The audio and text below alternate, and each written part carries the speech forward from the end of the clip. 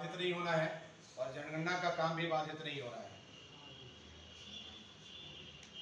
ये पूरे भारतवर्ष में बिहार एक ऐसा प्रदेश है, और भी कहीं पर इसको अप्लाई किया गया लेकिन उतने अच्छे ढंग से लागू नहीं हो पाया। बिहार ही एक ऐसा राज्य है जिसमें जातीय जनगणना पहली बार ये कराया जा रहा है, और ये बिहार गवर्नमेंट की तरफ से है। एक बात अच्छी तरह से याद रहे आप लोगों को कि जनगणना में और जातीय जनगणना में बहुत ज़्यादा अंतर है। ये भारत की जनगणना नहीं है, ये बिहार का जनगणना होना है और जाति आधारित जनगणना होना है। कुछ कुछ पॉइंट्स है, उस पॉइंट्स के ऊपर बिल्कुल अच्छे ढंग से देखना है और काम उसी ढंग से करना है। सबसे पहला काम, आप लोगों को सारे लोगों को किताब मिल चुकी होगी, उम्मीद करते हैं सारे लोगों के पास में होगा। आप लोग पेज नंबर 1 खोलें। वहाँ पे नहीं मिला, जहाँ पर नहीं मिला हाथ उठा दीजिएगा, बुक दे दीजिए सर, वहाँ दे दीजिए। जातीय जनगणना को लेकर सभी शिक्षाविद बैठे हुए हैं।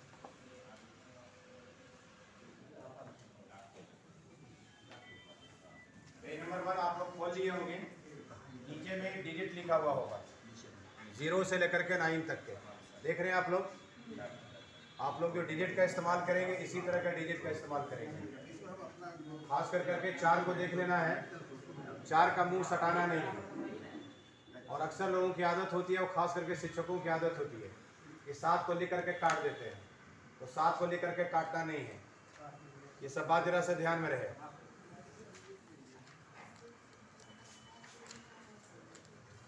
और जो भी फॉर्मेट हम लोग भरेंगे वो अंग्रेजी के कैपिटल लेटर में भरना है, हिंदी का इस्तेमाल नहीं करना है, क्योंकि सेकेंड फेज जो आने वाला है वो मोबाइल ऐप से काम होगा, और मोबाइल ऐप में आप हिंदी टाइप कर नहीं सकते हैं। इसलिए कैपिटल लेटर में काम करना है। जो भी प्रगणक है कैपिटल लेटर में ही भरेंगे। उसकी वजह यह है कि मान लीजिए रनिंग में आप लिख देते हैं, और हो सकता है कि 3 महीने के बाद में कोई प्रगणक आपकी जगह पर दूसरा कुछ चेंज हो जाते हैं, आपकी राइटिंग को नहीं पढ़ पाएंगे, तो मोबाइल ऐप में नहीं डाल पाएंगे। इसलिए कैपिटल अक्षर में, बड़े बड़े अक्षरों में दूर दूर कर करके जो भी गार्जियन का नाम आएगा अच्छे ढंग से लिखना है उसका।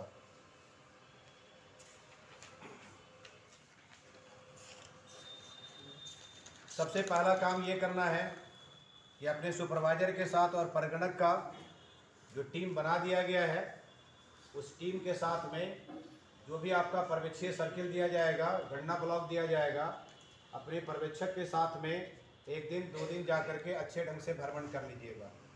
अच्छे ढंग से जा कर के उस एरिया को देख लेना है। और सबसे पहले इस बात को डिसाइड कर लेना है कि हमारा एरिया जो गणना ब्लॉक मिला है वो गणना ब्लॉक कितनी दूरी तक के और कितना हमारा परिसीमन तय कर रहा है। क्योंकि आपको आपके लेटर में चौहद्दी दिया जाएगा, और उस चौहद्दी से मिलान कर लेना है कि जो चौहद्दी हमको दिया गया है वो चौहद्दी सही है या नहीं है। जब एक साथ आप लोग रहेंगे तो 6 परगणक आप इस बात का डिसाइड कर पाएंगे कि हमारा एरिया जो गणना ब्लॉक दिया गया है यहीं तक के हमारा गणना ब्लॉक है। जब एक नज़र आप लोग देख लेते हैं, देख लेने के बाद में फिर नजरी नक्शा तैयार करना है। नजरी नक्शा मतलब जो भी आपका परिसीमन दिया गया है गणना करने के लिए, एक नज़र देखने के बाद में कहाँ पर गली है, कहाँ पर कुआं है, कहाँ पर चापाकल है, कहाँ पर स्कूल है, मंदिर है, मस्जिद है, गुरुद्वारा है, लैंडमार्क बनाते हुए, और गली का जो है सो गली को आप बनाते हुए एक नज़र देखने के बाद में जो भी मकान आपको नज़र आ रहा है, जो नज़र से दिख रहा है, इसी को नजरी नक्शा कहते हैं।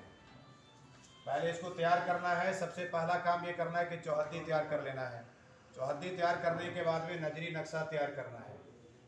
इसके लिए नजरी नक्शा के लिए आप लोगों को जो दिया गया है पेज नंबर 33 पर दिया गया है।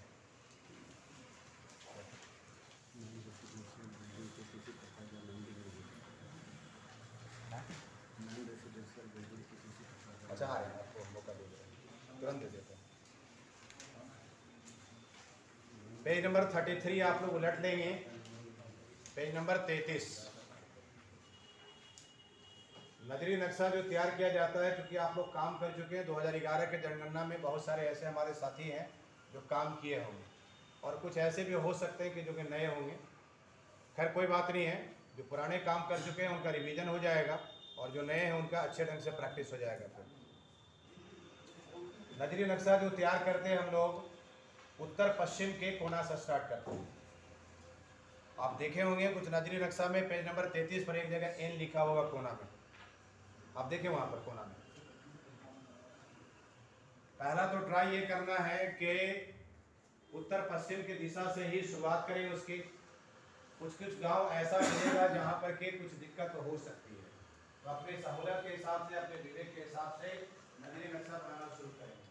तो 5% ऐसा जो है जो आपको गंडा ब्लॉक मिल सकता है कि जहाँ पर कि नॉर्थ से और पश्चिम से स्टार्ट करना मुश्किल है। हो सकता है कुछ एरिया में तालाब पड़ जा रहा होगा, कुछ ऐसा एरिया होगा जहाँ पर से स्टार्ट ही करना मुश्किल हो रहा होगा, पैन आ जा रहा होगा, आबादी वहाँ पर से स्टार्ट नहीं हो रही होगी, तब तो आप जैसे दूसरी जगह से फिर आप उसको स्टार्ट कर सकते हैं अपनी सहूलत के हिसाब से। चारों तरफ में से आप चौहद्दी बना लेंगे और चौहद्दी बनाने के बाद में मकान को जो दिखलाना है, पेज नंबर 36 में आप लोग देखेंगे।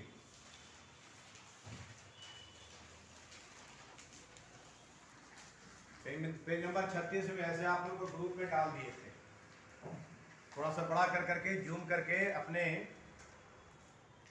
मोबाइल पर देख सकते हैं। इसका फोटो मैंने डाला था, अगर दिख रहा है तो अच्छी बात है, और नहीं तो जरा सा स्नैपिंग करके बड़ा करके उसको देख लीजिएगा। छोटा दिख रहा होगा। अगर पक्का मकान है और आवासीय मकान है, लोग रह रहे हैं, तो उसके लिए स्क्वायर का इस्तेमाल करना है, स्क्वायर बनाना है, वर्ग बनाना है। ठीक है, पक्का मकान है और गैर आवासीय है या फिर किसी तरह का कमर्शियल है जिसमें लोग रहते नहीं हैं, तो स्क्वायर को लिख करके थोड़ा थोड़ा उसको क्रॉस कर देना है। देखेंगे आप लोग, दिख रहा छोटा छोटा होगा बिल्कुल एकदम। पेज नंबर 36 में 36 में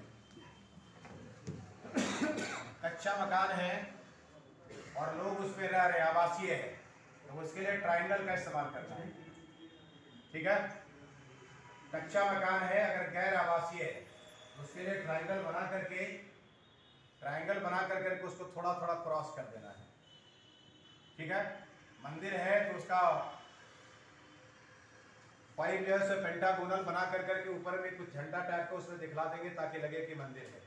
मस्जिद है उसी तरह से बना करके ऊपर में चांद तरह का बना देंगे ताकि लगना चाहिए कि लैंडमार्क हमारा ये मस्जिद का यहाँ पर है। गुरुद्वारा है, पॉजिटिव का साइन दे देंगे। पुलिस स्टेशन मिलता है तो आप उसको लिख करके वहाँ पर PS लिख दीजिएगा, पुलिस स्टेशन है, ताकि नगरीय नक्शा में ये बिल्कुल बात क्लियर समझ में आ जाए। ठीक है, ये तो इस्तेमाल किया जाएगा। पेज नंबर आप लोग 33 में देख रहे होंगे, बहुत जगह चरखुट्टा का इस्तेमाल किए हुए हैं, स्क्वायर का इस्तेमाल किए हुए हैं और कहीं कहीं पर ट्राइंगल का इस्तेमाल किए हुए हैं। 1 नंबर से देखिएगा, 1 नंबर, 2 नंबर, 3 नंबर। नजरी नक्शा बनाते समय और मकान का सूचीकरण करते समय इस बात का ध्यान रखना है कि अगर एक गली को, मान ली कि ये गली है, इस गली में हमने इन किया है तो एक तरफ से लेते जाना है, एक ही तरफ से लेते जाना है। ऐसा काम नहीं करना है कि एक मकान इधर लेना है, एक इधर लेना है, एक इधर लेना है, एक इधर लेना है, ऐसा नहीं करना है। ऐसे करेंगे तो एरो आपका बार बार जैसे क्रॉस करता रहेगा। आप यहाँ पर से मान लीजिए कि ये गली स्टार्ट किए तो यहाँ पर से स्टार्ट किए तो सीधे जाइए, वहाँ से यू टर्न मारिए, फिर इधर से ऐसे जाइए और जहाँ पर से आपने स्टार्ट किया वहीं पर जा करके आप इस बात को खत्म कीजिए। ठीक है, तो इस तरह से आप लोग नजरी नक्शा तैयार करेंगे। बाकी इसके साथ में हमारे साथ में बहुत सारे ट्रेनर्स बैठे हुए हैं। हमारे बगल में अविनाश झा बैठे हुए हैं जो राज्य स्तरीय ट्रेनिंग लेकर के आए हुए हैं, नवीन सर बैठे हुए हैं और अजय सर बैठे हुए हैं। मकान सूचीकरण कैसे करना है, तो हम इसके लिए सबसे पहले जो है सो आमंत्रित करेंगे नवीन सर को कि नवीन सर मकान सूचीकरण के बारे में बताएं कि किस तरह से मकान का सूचीकरण करना है। जी नमस्कार। जैसा कि सर के द्वारा बताया गया कि सर्वप्रथम हम लोग अपने अपने गणना ब्लॉक में अपने पूरे टीम के साथ भ्रमण करेंगे।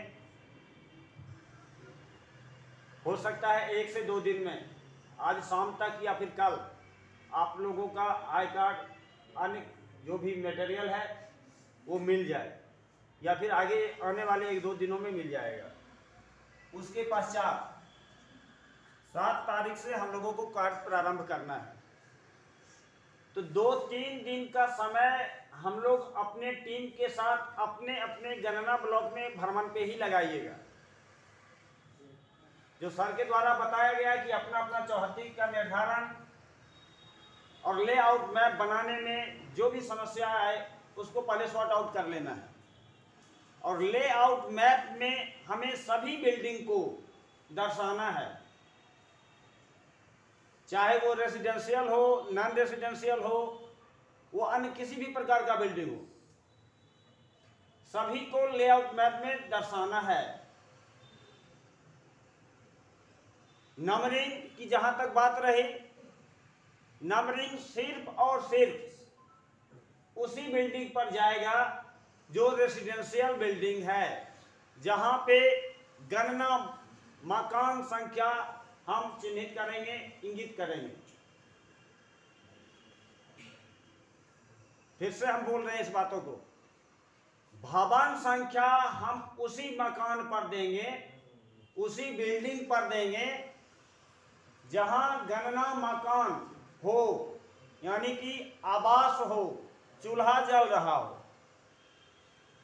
उसी में हम गणना मकान संख्या देंगे और भवन संख्या देंगे। अन्य जो भी है गैर आवासीय, वहां पे भवन संख्या नहीं चढ़ाना है। लेआउट मैप की जहां तक बात रही, उसमें उन सभी बिल्डिंग को, नदी को, तालाब को, कच्ची सड़क, पक्की सड़क, मोटा वाला चापाकल जो सरकारी था, पूर्व में जो कराया गया था, उन सभी को चिन्हित करके उसमें दर्शाएंगे। पुलिस स्टेशन हो, पोस्ट ऑफिस हो या अन्य किसी भी प्रकार का बिल्डिंग हो, वहां पर सिर्फ और सिर्फ उसके सिंबल से ही उसे दर्शाया जाएगा। जब वास्तव में हम अपने अपने ब्लॉक में मकान का नंबरीकरण करने लगेंगे, तो वहां पर उसी भवन पे भवन संख्या चढ़ाएंगे जहां पे गणना मकान हो, अर्थात जिस भवन के अंदर कोई परिवार रह रहा हो, आवासीय हो। कॉमर्शियल बिल्डिंग है तो उसे हम छोड़ देंगे। लेआउट मैप में तो दिखाएंगे ही, स्क्वायर करके पक्की बिल्डिंग है तो स्क्वायर करके उसे आड़ी तिरछी लकीर से क्रॉस करके लेआउट मैप में दर्शा देंगे, नजरी नक्शा में दर्शा देंगे, लेकिन नंबरीकरण नहीं करेंगे। ठीक है सर।